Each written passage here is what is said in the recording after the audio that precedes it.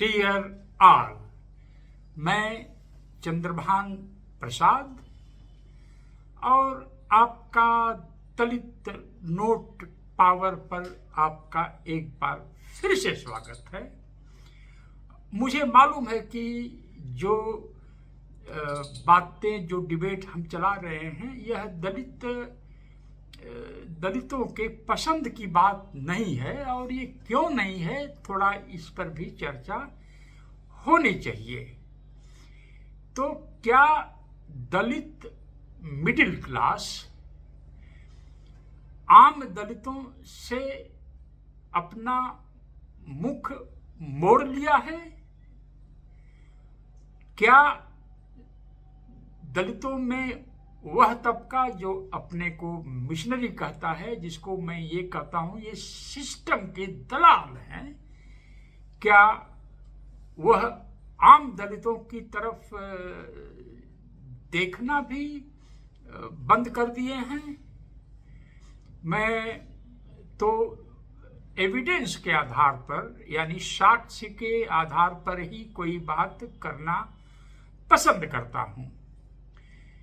जो आप जैसा कि जानते होंगे, मैं बहुत ट्रेवल करता हूं, तरह तरह के दलितों से मिलता हूं, तरह तरह की शहरों में जाता हूं, देश विदेश भी जाता हूं, तो दलित समाज के लोगों से मैं मिलता हूं, उनके संगठनों में जाता हूं। मैं जब जो मेरा अनुभव है अपना, हो सकता है मेरा अनुभव गलत हो, आप मुझे दुरुस्त कर सकते हैं, लिख सकते हैं कमेंट बॉक्स में जाकर के। जब मैं जो दलित मिडिल क्लास के लोग हैं उनके बीच में जब मैं यह कहता हूं कि देखिए दलितों में जीरो बैलेंस पर फीस पर एडमिशन का सिस्टम समाप्त हो गया है लगभग, और गाजियाबाद की ज्योत्सना का उदाहरण देता हूं कि कैसे एक लेदर वर्कर की जो है डॉटर कलकत्ता में पढ़ रही है, फैशन टेक्नोलॉजी जो सरकारी कॉलेज है, लिस्टेड टॉप सरकारी कॉलेज है, और उसको न तो फ्रीशिप मिल पाई है और न तो वजीफा मिल पाया है। और ऐसा लाखों लाख ऐसे बच्चे हैं जिनके पेरेंट्स की इनकम बहुत कम है, पर वह पढ़ने में बहुत होशियार हैं।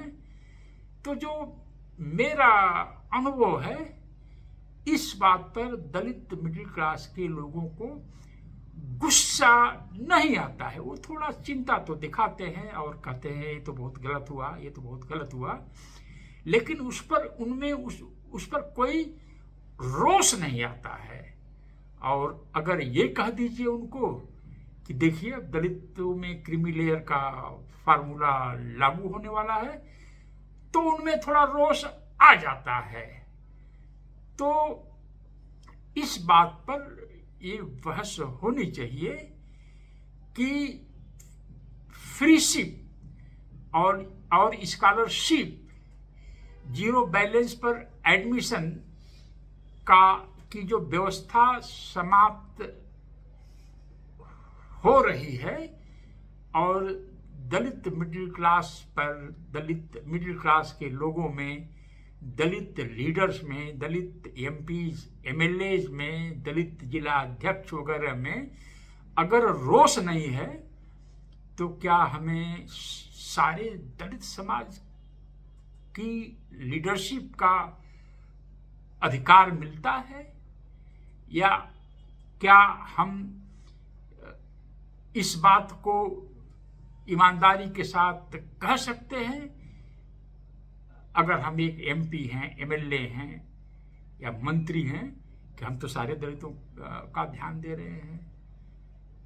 तो ये जो सबसे बड़ा अधिकार जो बाबा साहब आम्बेडकर ने दलितों को दिया था, वह बिना फी भरे एडमिशन का अधिकार, उसके बाद स्कॉलरशिप आती है, उसके बाद रिजर्वेशन आता है। लेकिन अगर आप पढ़े लिखे नहीं हैं तो फिर रिजर्वेशन का आपको क्या फायदा है।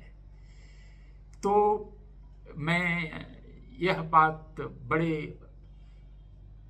अनुग्रह के साथ कहना चाहूँगा, ऐसा लगता है कि दलित मिडिल क्लास आम दलित की तरफ से अपने मुख को मोड़ लिया है और दलित लीडर्स और दलित मिशनरी बेईमानी की बात करते हैं जब वो कहते हैं सारे दलितों का हम प्रतिनिधित्व करते हैं। तो ये बात हमें सोचनी होगी कि दलित समाज का जो लीडरशिप का दावा करने वाले लोग, एक तहसील स्तर का मिशनरी और एक मेंबर ऑफ पार्लियामेंट, ये कितने बेईमान और चेतना के स्तर पर भ्रष्ट हो चुके हैं। तो दलित समाज का फ्यूचर आने वाले 25 सालों में क्या होगा। अगर यह चर्चा आपको उचित लगती है तो दलित नोट पावर को सब्सक्राइब करिए, अपने ग्रुप्स में शेयर करिए और इस पर दिए हुए बैंक अकाउंट में कुछ कंट्रीब्यूट करिए, क्योंकि मुझे दलित समाज की स्थिति, जो दलित समाज का चित्र मेरे सामने उभरता है 2035 तक, तो मुझे बहुत क्षोभ होता है कि जो कुछ भी पिछले 70 साल में या 60 साल में मिला था, ये हिंदू राष्ट्र वाली पार्टी बीजेपी के आने के बाद, 2014 से आने के बाद, अब वह बड़े ही कारगर ढंग से खत्म हो रहा है। अपने लोग अफसर नहीं बन पा रहे हैं, अफसरों की बेटियों की शादियां नहीं हो पा रही हैं।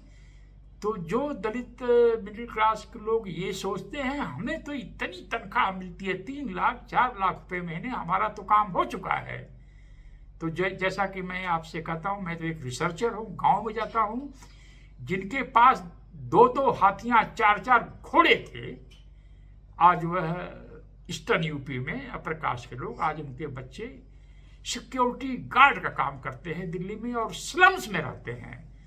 तो हजारों साल तक जो शासन प्रशासन धन पर काबिज थे और मात्र 60-70 साल में स्थिति ये हो गई, तो दलित की यात्रा तो अभी शुरू ही हुई है, 2035 तक यह समाप्त हो जाएगी। जय भीम, जय भारत।